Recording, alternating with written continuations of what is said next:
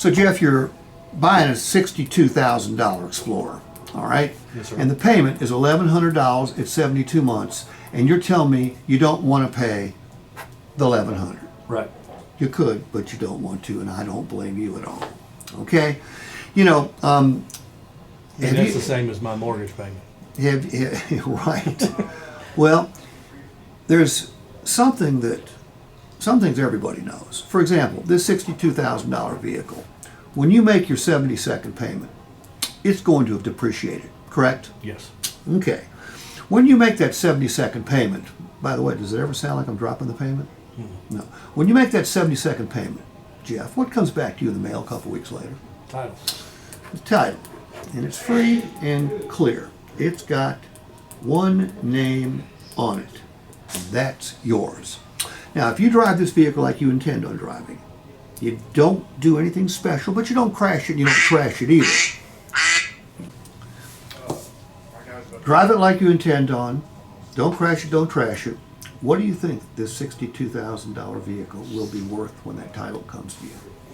10,000. By the way, what do you think a customer would say? 20,000. Or 30? Yeah. Okay. All right, let's say it's worth $10,000. Okay? Everybody knows cars depreciate, but here's what everybody doesn't know. Every time you make a car payment, there's a savings element to it. You're building cash value, just like in a whole life insurance policy. You're building cash value. So here's what you don't want to do. You don't want to write a $1,100 check. I understand. You could, but you don't want to. You don't want to sign it. You don't want to make it out to a lender. And you don't want to make it out to or send it to said lender. Open up that phone. Go to the calculator.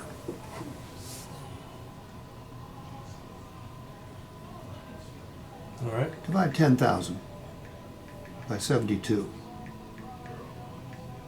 138.88.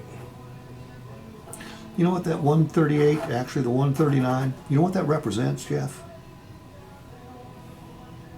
Would that be the 1,100? What I'm actually getting back at the Metaphorically speaking, every time you write a check for $1,100, 139 flows right back to your title.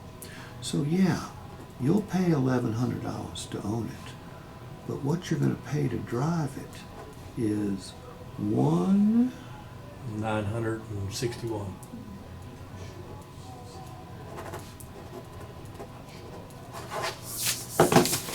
I need your okay right here. Is this absolutely mathematically correct?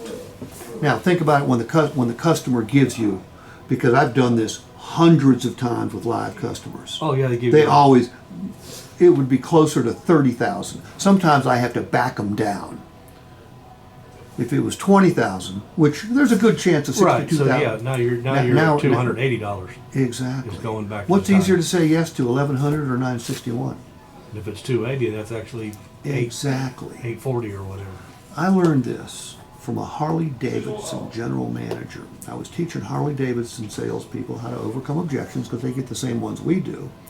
And this old boy stands up, he goes, on the payment one, I think I got one better than you, Steve. And I thought to myself, impossible.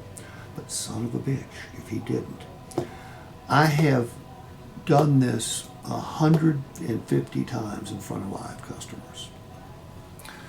Here's what happened. Here's what I can't over. When the customer goes, read my lips, I can't write a check for $1,100. Then it ain't going to work. You know what the number one response to this is when I do it in front of a customer? Do that again. Show me that math again. I said, well, yeah. You're not going to pay $1,100 to drive it. You're going to pay way less. You pay $1,100 to own it.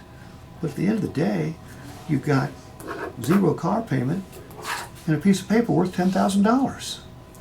Okay? I'm going to take a picture of this. You can have it. I've got this on YouTube 55, 60 different ways. I've got it with a camera on the piece of paper. I've got, with all me doing the verbiage. I've gotten emails